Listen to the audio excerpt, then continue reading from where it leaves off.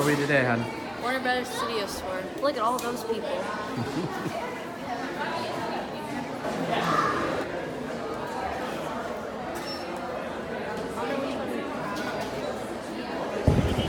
Series with Damon Wayans? No. Nope. Fuller House? Yeah. Fuller House? Yeah.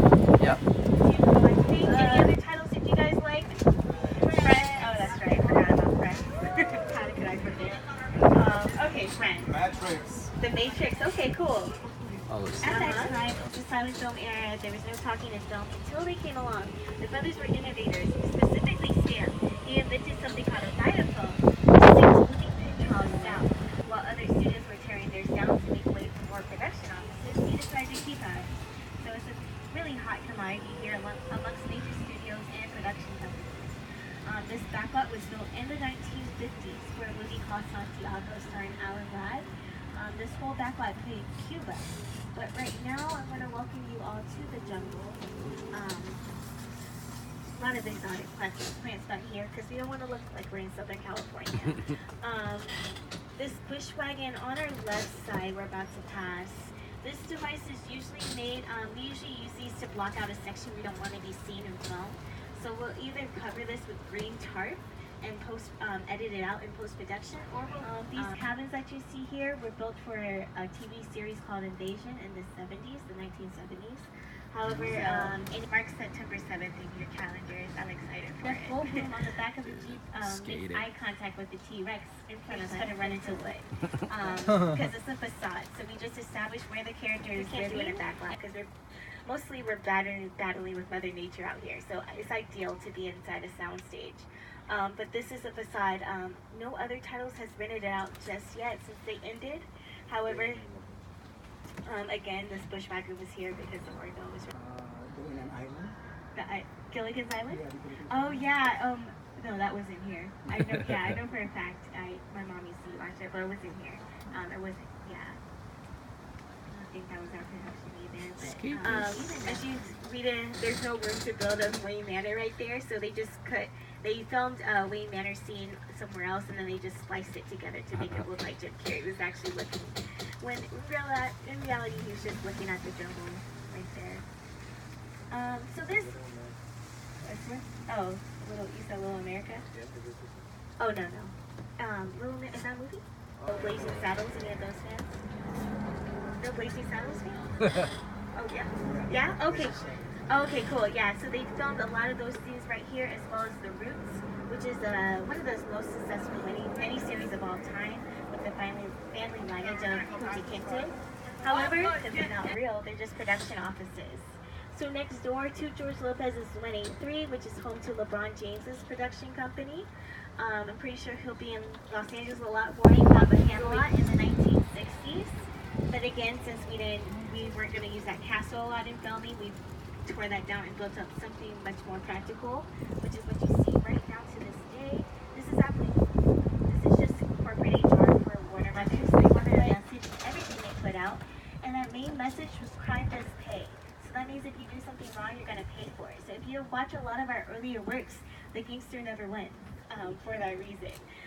So while other studios were making known names for themselves in certain genres, also for my PLM fans, this is Holland's College. Now this street right here didn't get its name until the 1980s from a guy named Dale Hennessy. Dale was the production designer for the Oscar-nominated picture Annie. He wanted a Depression-era New York type of feel for the street, so he did go to New York and get these fire escapes and balconies that you see today. However, Dale passed away shortly before the film was one of her first leading roles. This is where Stanley Ipkiss lived, played by Jim Carrey, and he puts the mask on for the first time and turns into that crazy cartoon character. Flies out that top right window, lands in front of my cart, pulls himself up and says, "Look, Mom, roadkill." Same building was used in Minority Report with Tom Cruise. Anyone familiar with that title? Also, Phoebe from Friends was hanging out right here when she was homeless with the theaters inside as well as outside. That's what practical means. So they built like a huge pet store inside, and Pee Wee Herman goes inside trying to rescue all the animals except for the snakes, and then his heart gets the best of him, so he does get the snakes. and he passes out right here on the sidewalk. In real life, Paul Rubin is scared of snakes, so that faint was real. Tim Burton just loved it so much that he added it in the final product. But actually, we're gonna hop off right here. You go ahead. Onto the set. How to transform this backlot. You're gonna see a little bit more about what that is. This is Hennessy's. That all happened right here. And we're actually gonna walk down here. As you can see where concrete block brings up all like the set dressing and everything else.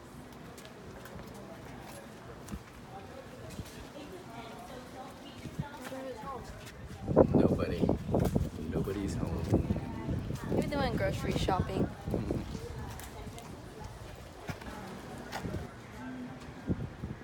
For my friends, fans, across over here, this alleyway, this is where Rachel and Monica are hiding and spying on the way up into that studio lot, the gate entrance.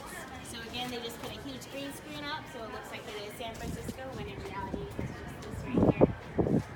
This Cyrus recording artist shot his Purple Rain cover with the motorcycle. Wow. It would have been right there in front of that red door. Purple Rain. Also, before Christian Bale was Batman, he was a musical theater guy. He performed Newsies here, Santa Fe, the Santa Fe number. Also, for my Spider-Man fans, this is where Tobey Maguire does the upside down kiss with Kristen Dunst. Oh yeah. Happened right over here, too. So 353, we're going to meet at this Justice League poster. 353. Will we be going by any sets from the Goldberg? No, that's actually all going to be.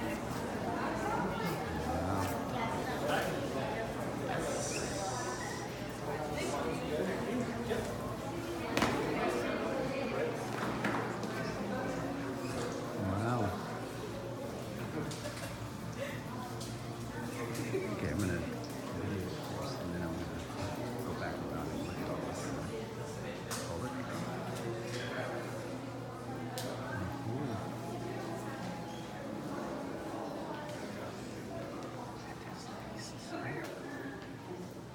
Just kidding.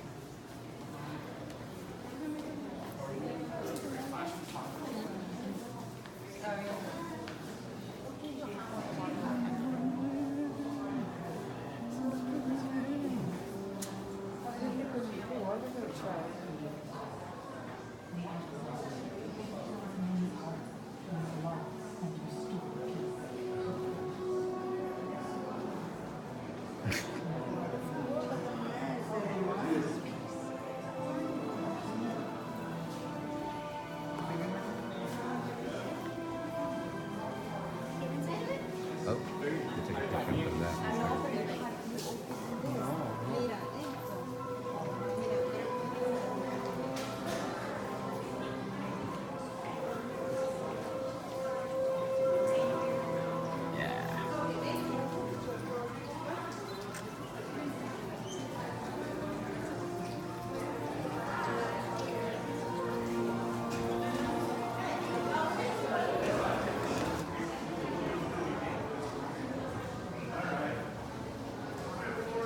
Where are we going?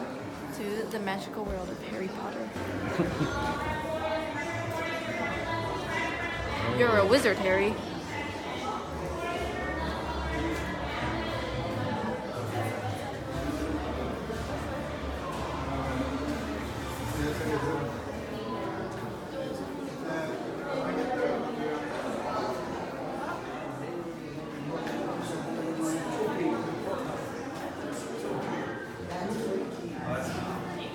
Oh my goodness. Look at Dolby. Harry Potter. So cool.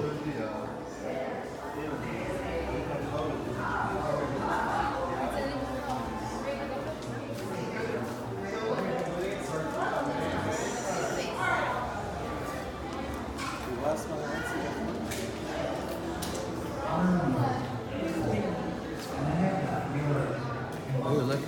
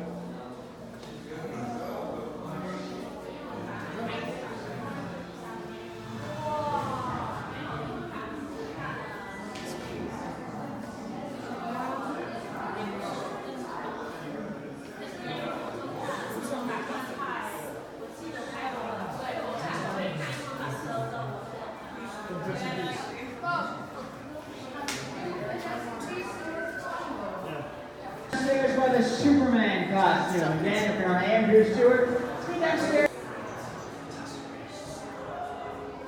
Boy, am I tired.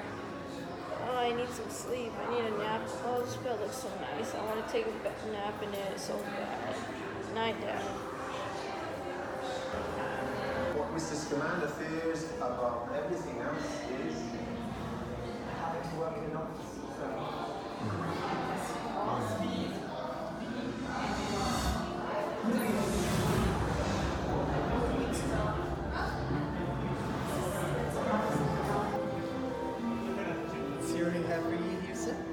Conscientious and hardworking. A great thing to be. Powerful, power. Same house as me. A zombie eating flesh or bones breaking. That's actually a Foley artist eating chicken wings or breaking frozen celery sticks in front of a microphone. So every single sound you hear in TV shows or movies are created by someone called a Foley artist. Down from glass breaking, doors slamming, tires screeching. That's all. That's their job, a Foley artist. So they never film it on location. The only thing they are going to film on location is dialogue, the people talking. But that's the only thing. This backlot right here is the oldest backlot, as well as New York Street, the second New York Street. We came to this studio lot in 1928 with only 2 backlots and 4 sound stages. So this was one of them. Charlie Chaplin did a lot of his early works on this street. Awesome. Ben Affleck lived in the second apartment with the stairs going up. That was his apartment in Argo. Shared the same apartment with Audrey Hepburn, who played a blind woman in Wait Until Dark. Kerry Washington filmed the pilot. This number happened right here with the police officers looking at him. All happened right here. If you watch the scene again, you'll notice the Daily Planet, actually, this building. Ahead of us, for my Batman fans, the blue building is Gotham City Records and Batman Returns, where the Penguin, who's played by Danny DeVito, goes to find out who his true identity is, and it ends up being Oswald Cobblepot. I do have some classic movie fans, so I'm just going to name a few titles. Whatever Happened to Baby Jane, starring Joan Crawford and Betty Davis. Betty Davis was our number 1 prolific actor on the lot. She filmed 55 films with Warner Brothers when she was working with us. So she filmed that, the Marquee Theater, that's where they filmed that scene in. Gypsy Sign. On my right side, where it looked like a little university building, this was where Rox breaks up with his college girlfriend. She blows water balloon at his head. On my right side, okay, this building right here. So again, another facade, but there are stairs up here, so if the actor needs to open up a window, she can do that like she did in Friends. That is Central Park, New York. Oh. Yeah, it looks way smaller in person because when I roll with the camera, did I explain that to you guys? Okay, so the camera, it sees out one eye and the human eye sees out 2. So it's not going to be an accurate depiction of depth of field. So that's why everything you see in person is going to be much smaller for that reason. Central Park? So Friends, the 10 years they were here, when it was in production, they only left this lot 4 times.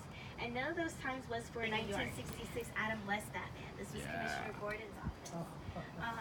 Also, and then straight ahead, I do have a Casablanca fan 12 that they just tied with our longest running sitcom here, which was 2.5 Men. 26 is known as the 2.5 Men stage. And whenever a show does really good at Warner Brothers, we're going to dedicate that show with the plaque, which is going to be the case for stage 24 as well. 24 is known as the Friends stage. It films seasons 2 through 10 inside. So yeah, whenever a show